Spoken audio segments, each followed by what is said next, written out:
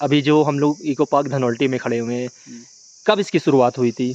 ये हुई 2008 में। 2008 में ये बनाया गया था। हाँ। अच्छा, तो यहाँ पे सिर्फ और सिर्फ ये वन विभाग ने जो इस पार्क को बनाया था, यहाँ पे कुछ बर्ड्स एनिमल्स भी डाले थे या फिर ऐसे ही? ये नेचर को एंजॉय के लिए, मतलब कस्टमर आए नेचर को देखें, ये इकोलॉजिकल बनाया था। इसमें कई मेडिसिनल प्लांट लगाए थे जी। और वैसे ये 2003 से इसका शुरुआत कर दी थी उस गवर्नमेंट ने। जी जी। तो ये फॉरेस्ट था पहले, ये डेंस फॉरेस्ट जैसे मतलब है यहाँ पे, तो इसमें कोई कंस्ट्रक्शन करना अलाउड नहीं था जी। तो उस समय के कोई डीएफओ थी एक बनर्जी जी जी जी, तो उन्होंने यहाँ के लोगों को देखा, यानी इन लोगों के पास जो है कोई रोजगार नहीं है, तो इसको जो है कैसे हम इसको रोजगार में परिवर्तित कर सकते हैं। जी जी। तो उस समय लोगों के पास इतना वो नहीं था कि जंगल से भी पैसा आ सकता है, इतने पर्यटक भी नहीं थे जी। तो उन्होंने इसकी शुरुआत की थी, उन्होंने जो है इसको प्रमोट किया था जी। और इसके बाद तो इस समय काफ़ी लोग यहाँ आते हैं। अच्छा, वैसे अगर यहाँ पे अंकल जी बात की जाए तो बेस्ट मंथ क्या होता है आने का? बेस्ट तो मई जून जुलाई, वैसे तो 12 महीने आते हैं लोग यहाँ पे। अच्छा, तो हम कह सकते हैं अगर किसी को गर्मी से राहत चाहिए तो यहाँ मई जून जुलाई के मौसम में आ सकता है। ये 3 मंथ्स उसके लिए बेटर रहेंगे। हाँ। और अगर किसी को अंकल बर्फबारी में इंटरेस्टेड है, उसको बर्फबारी देखनी है, तो क्या कहेंगे आप उसके लिए?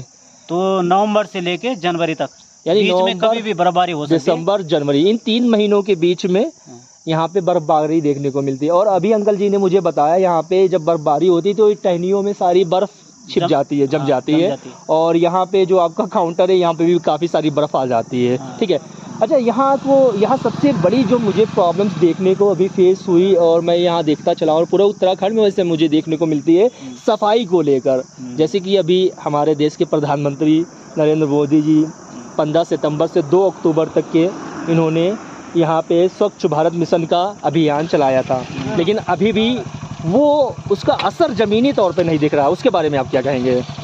उसके बारे में तो लोगों को जन जागरूकता की काफ़ी ज़रूरत है अभी भी। जी जी। लोग स्वयं से, जब तक स्वयं से लोग जागरूक नहीं हुए, स्वयं मतलब जो कूड़ा कर रहा है स्वयं से लोगों को उसको उठाना पड़ेगा जी। तो जब तक स्वयं से जागरूक नहीं हुए तो जो प्रधानमंत्री जी लोगों की भावनाएं नहीं बदल सकते। बिल्कुल। कुछ लोगों की भावनाएं हैं कि जहाँ कहीं भी कूड़ा फैला देते हैं जी, तो आदमी क्या कर लेगा वहाँ पे जी। तो यहाँ पे मेन तो जो है कूड़ा प्रबंधन की व्यवस्था भी नहीं है यहाँ पे जी जी। कि डंपिंग जोन नहीं है। ये सारा जो है डेंस फॉरेस्ट है, फॉरेस्ट में कूड़ा नहीं डाल सकते हैं जी। और इधर उधर कहीं डालें कूड़ा तो इसका जो लीचेट निकलता है वो नीचे गाँव में जाता है सीधे पानी के रूप में जी जी जी। और लोगों के स्रोतों को भी प्रदूषित करता है जी। तो इस समय जो ये समस्या बन चुकी है कि यहाँ पे लोग पीलिया नहीं जानते थे पहले जी, तो अब बच्चों तक जो है पीलिया होने लग गया। अच्छा, तो ये हम कह सकते हैं ये पहली बीमारी स्टार्ट हुई है। और अगर लोगों ने ये चीज़ें नहीं छोड़ी तो और ना जाने क्या क्या देखने को मिल सकती है। हाँ। जैसे अंकल जी ने एक बहुत प्यारी बात की कि हमारे देश के प्रधानमंत्री हो जाएं या फिर यहाँ के मुख्यमंत्री हो जाएं या फिर और भी जो अवेयर लोग हो जाए, कितनी भी कोशिश कर लें, लेकिन जब सब मिलकर साथ नहीं देंगे, सब मिलकर ये कोशिश नहीं करेंगे इसको साफ बनाने की, तो ये पॉसिबल नहीं है। अंकल क्या होता है, मैंने ये देखा है लोग अपने रूम्स को, अपने घर के रूम को बहुत साफ रखते हैं। क्यों? क्योंकि वो वहाँ पे रहना होता है, क्योंकि वो समझते हैं वो मेरा पर्सनल है। लेकिन ये जो प्रॉपर्टी है वो ये समझ रहा है ये मेरी थोड़ी नहीं है, लेकिन उनको ये समझना होगा, ये एहसास, ये फील करना होगा कि ये भी हमारा ही घर है और ये अगर गंदा हुआ तो फिर हमारी क्या होगी। तो ये चीज़ें हमें समझनी है और इसके जैसे हम अपने घर को साफ रखते हैं और स्वच्छ रखते हैं और समय समय पर इसको अच्छे से रिन्यूएट करते हैं, तो यहाँ भी हमें रिन्यूएट करना चाहिए। अंकल जी ने एक और बात कही यहाँ पे कि जो है ये जो लोग यहाँ पे कूड़ा बहाते हैं, ये अंकल जी नीचे जो गांव होते हैं वो वहाँ पे सीधे जाता है। ठीक है। हाँ, मतलब जैसे बारिश हो गया, अब ये तो पहाड़ी है, पहाड़ों से पानी जाएगा तो नीचे गदेरों में जाएगा जी जी जी। तो वहाँ पे लोगों को स्रोत है, तो मतलब जो ये कुछ जाएगा तो ये प्लास्टिक सारा बहुत सारा है, वो तो नीचे उसमें जाओ। इससे जो है जो एक जगह पे पानी प्लास्टिक कहीं इकट्ठा हो गया तो नदी का बाढ़ को भी इधर उधर कर देता है जी जी। कि जहाँ कटाव नहीं होना चाहिए वहाँ भी कटाव होता है, कि नदियाँ भी जो है प्रदूषित होती जा रही है। तो गाइस, जो आप लोग यहाँ पे कूड़ा फैला रहे हैं, इसके कितने सारे साइड इफेक्ट हो रहे हैं आपको पता है? पर्यटक जो आए हैं वो स्वयं से भी ध्यान रखें कि कूड़ा बिल्कुल न डालें।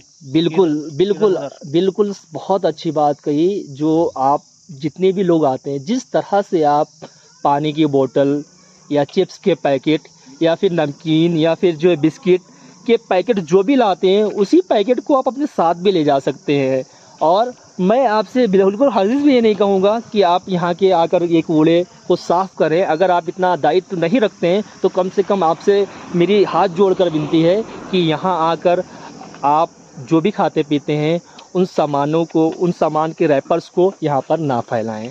उनके सामान जो आप रैपर्स बहाते हैं उससे सबसे पहला तो अंकल ने जो बताया सॉइल पोल्यूशन होती है।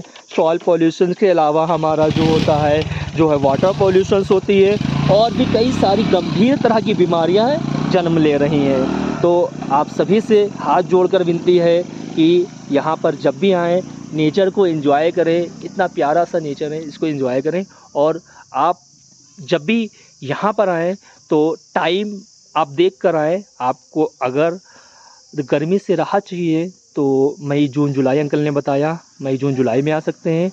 और अगर आपको बर्फ़बारी देखनी है तो नवंबर दिसंबर जनवरी में आ सकते हैं। ये 3 महीने हैं।